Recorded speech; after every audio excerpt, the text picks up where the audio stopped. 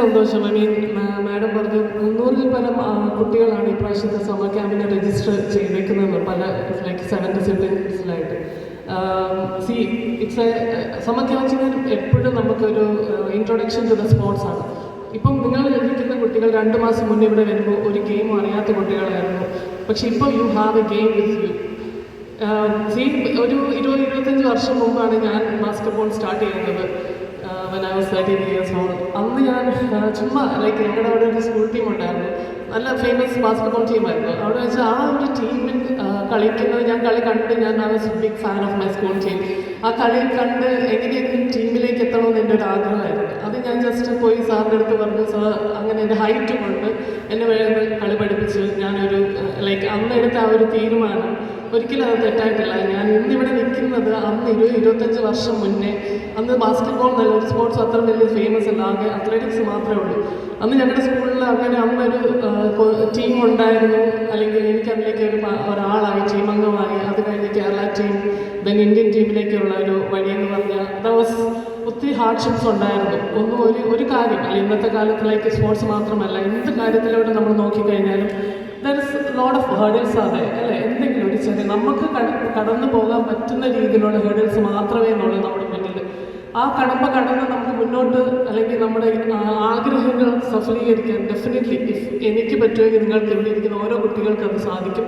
നിങ്ങൾ പക്ഷേ ഈ 2 മാസം നിങ്ങൾക്കൊരു ഒരു ചെറിയ രീതിയിൽ നിങ്ങളുടെ ബോഡി ഡെവലപ്ഡായി മസിൽസ് നിങ്ങൾക്ക് അതിൻ്റെ ഒരു വ്യത്യാസം അറിയാൻ കഴിയില്ലായിരിക്കും. പക്ഷേ ഈ 2 മാസം കൊണ്ട് നിങ്ങൾ അത്രയും കഷ്ടപ്പെട്ട് നേടിയെടുത്തത് ഇനിയുള്ള ഈ കണ്ടിന്യൂ ലൈക്ക് 8 to 9 months കഴിഞ്ഞിട്ടായിരിക്കും നിങ്ങൾ ഇനി സമ്മർ ക്യാമ്പിനെ കുറിച്ച് ആലോചിക്കുക. അങ്ങനെ ആവരുത്. ഒത്തിരിയേറെ അക്കാഡമികളും അല്ലെങ്കിൽ പരിശീലന ക്യാമ്പുകളും ഉണ്ട്. നിങ്ങൾ അവിടെ ഏതെങ്കിലും ഒന്നിൽ പോയി ജോയിൻ ചെയ്ത് ഇത് കണ്ടിന്യൂ ചെയ്യാൻ വേണ്ടി, വേറെ ഒന്നുമല്ല, പഠിക്കാൻ വേണ്ടി എല്ലാവർക്കും. പേരൻസ് എന്താ ചെയ്യുന്നത്, ഇവിടെ പഠിക്കണ എന്ന് ഒത്തിരി അടിക്കും. പക്ഷെ ആ കുട്ടിക്ക് ചിലപ്പോൾ അതിലൊരു കഴിവില്ലായിരിക്കും. ചിലപ്പോൾ ആ കുട്ടിക്ക് വേറൊരു രീതിയിൽ ഒക്കെ എന്താ പറയുക എക്സ്ട്രാ കരിക്കുലർ ആക്ടിവിറ്റി, സ്പോർട്സ്, അതുപോലെ ഡാൻസ്, അങ്ങനെയുള്ള പല കാര്യങ്ങളിലായിരിക്കും ആ കുട്ടിക്ക് കഴിവുള്ളത്. I'm not saying that education ഒരിക്കലും ലൈക്ക് എഡ്യൂക്കേഷൻ എപ്പോഴും നമ്മുടെ കൂടെ തന്നെ വേണം. പക്ഷെ ഞാൻ പറയുന്നത് വെച്ചാൽ വെളിയിലേക്കൊക്കെ പോയി കഴിഞ്ഞാൽ ഒരു സ്കോളർഷിപ്പ് പോയി വെളിയിൽ പോയി കളിക്കുകയോ പഠിക്കുകയോ ചെയ്യുകയാണെങ്കിൽ നിങ്ങൾക്ക് ഒരു എക്സ്ട്രാ കരിക്കുലർ ആക്ടിവിറ്റീസ് വേണം കയ്യിൽ. അല്ലെങ്കിൽ ഒരു സ്കൂളിൽ ഫസ്റ്റ് ആയിട്ട് കിട്ടിയ ഒരു കുട്ടിക്ക് ചിലപ്പോൾ അവിടെ ഓപ്ഷൻസ് കുറവായിരിക്കും. വേറെ നിങ്ങൾക്ക് ലൈക്ക് എക്സ്ട്രാ ആയിട്ട് നിങ്ങൾ എഫർട്ട് ഇടുന്നത്, നിങ്ങൾക്കുള്ള സർട്ടിഫിക്കറ്റ്സിൻ്റെ വാല്യൂ നിങ്ങൾ അവിടെ ചെയ്യുമ്പോൾ ആ സ്കോളർഷിപ്പ് കിട്ടുമ്പോൾ മാത്രമേ നിങ്ങൾക്ക് അതിനൊരു മൂല്യം മനസ്സിലാക്കാൻ പറ്റത്തുള്ളൂ. ഞാൻ പേരൻസിൻ്റെ അടുത്ത് പറയുകയാണ്, ഇത്രയും നാളും ലൈക്ക് മോർണിംഗ് ഈ സാർ പറഞ്ഞ പോലെ ഒരു എക്സ്ട്രീം എന്താ പറയുക ക്ലൈമറ്റിൽ കൂടെയാണ് പോയത്.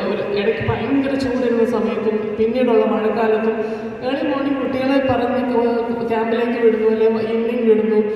അവർക്ക് ആ ഒരു പേരൻസിന് ആ ഒരു പുഷ് എപ്പോഴും നമുക്ക് വേണം. നമുക്ക് വീട്ടിൽ നിന്നൊരു സപ്പോർട്ടോ അല്ലെങ്കിൽ എവിടെ നിന്നെങ്കിലും ഒരു സപ്പോർട്ട് കിട്ടുവാണെങ്കിൽ you can go and achieve your dreams.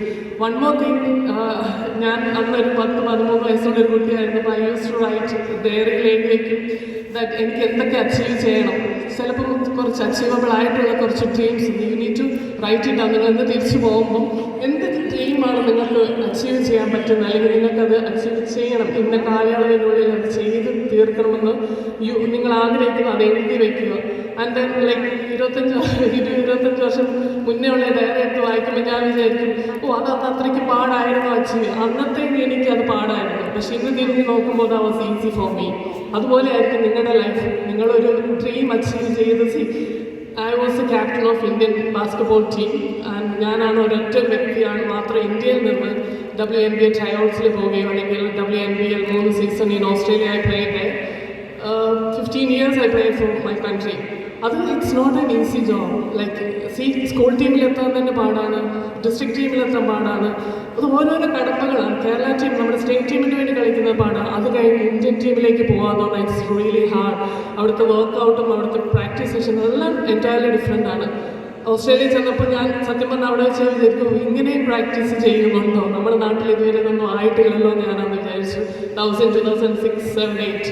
പക്ഷെ തിരിഞ്ഞിപ്പോൾ നോക്കുമ്പോൾ എല്ലാ കൾച്ചേഴ്സും നമ്മളും കുറച്ചും കൂടി ഡെവലപ്പായി മുന്നോട്ട് വന്നുകൊണ്ടിരിക്കുകയാണ്. ഇന്ത്യയും നമ്മുടെ കൊച്ചു കേരളം. ഇവിടെ 300-ൽ പരം കുട്ടികൾ എന്തുകൊണ്ട് ഇവിടെ വന്നു എന്ന് വെച്ച് കഴിഞ്ഞാൽ പല സ്ഥലത്തും ഇപ്പോൾ സമ്മർ ക്യാമ്പ്സ് ഉണ്ട്. അവിടെ എല്ലാം ചെന്ന് കഴിഞ്ഞാൽ നിറഞ്ഞു നിൽക്കുകയാണ് കുട്ടികൾ. ബിക്കോസ് പേരൻസിന് അറിയാം കുട്ടികളുടെ ആ എനർജി എവിടെയെങ്കിലും വേസ്റ്റ് ചെയ്തില്ലെങ്കിൽ അത് പിന്നെ പ്രശ്നമാകുന്നു. അതുകൊണ്ടാണ് അവർ വിടുന്നത്. പക്ഷേ ഈ 2 മാസത്തിൽ നിങ്ങൾ നേടിയത് ഇനി അത് വീട്ടിലിരുന്ന് അല്ലെങ്കിൽ എനിക്ക് പഠിക്കാനുണ്ട് അല്ലെങ്കിൽ പല കാര്യങ്ങൾ 1 മണിക്കൂർ ഒരു കായിക ഇതിന് വേണ്ടി മാറ്റി വയ്ക്കുകയാണ് ഡെഫിനറ്റ്ലി ആ ഒരു സ്ട്രെസ് ഫ്രീ ആകും.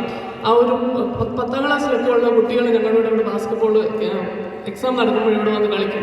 ഇല്ല എനിക്ക് വീട്ടിൽ ഇരുന്നിട്ട് പേടിയാവുന്നു, ഇവിടെ വന്ന് കഴിയുമ്പോൾ കുറച്ച് സമാധാനമാണ്. തിരിച്ചവർ വീട്ടിൽ പോകുന്നു, പഠിക്കുന്നു, നല്ല മാർക്കോട്ട് ജയിക്കുന്നു. അതാണ് ഗെയിം എന്ന് പറയുന്നത്. സോ പേരൻസിൻ്റെ അടുത്ത് പറയാനുള്ളത്, എവിടെയെങ്കിലും കുട്ടികളെ കൊണ്ടുവന്നാക്കോ, let them continue this. After ഒരു 1 ഇയർ കഴിയുമ്പോൾ ഈ കുട്ടികൾ പിന്നെയും ഒന്നുമില്ലാതെ തിരിച്ച് ക്യാമ്പിലേക്ക് വരുന്നതിലും 1 ഇയർ കഴിയുമ്പോൾ they can play for a district championship, because 1 year is a huge time period ആണ്. So all the very best, choose wisely. എല്ലാ കാര്യങ്ങളും ലൈഫിലാണെങ്കിലും നെവർ നോ, ലൈക്ക് അടുത്ത വർഷത്തെ സമ്മർ ക്യാമ്പിന് ആരൊക്കെ ഇവിടെ ഉണ്ടാവും. പക്ഷെ കണ്ടിന്യൂ ചെയ്യുന്നില്ലെങ്കിൽ you have to come back and attend summer camps. Attend വീട്ടിൽ തന്നെ ചെയ്യാൻ പറ്റുന്ന പല കാര്യങ്ങളുണ്ട്. യൂട്യൂബിൽ നിന്ന് കൂടി സെർച്ച് ചെയ്ത് എല്ലാം കിട്ടും. Anyway, all the very best and thank you so much for having me. Thank you ma'am. അടുത്തതായി ഫീഡ്ബാക്ക് സെഷനാണ്. നമ്മുടെ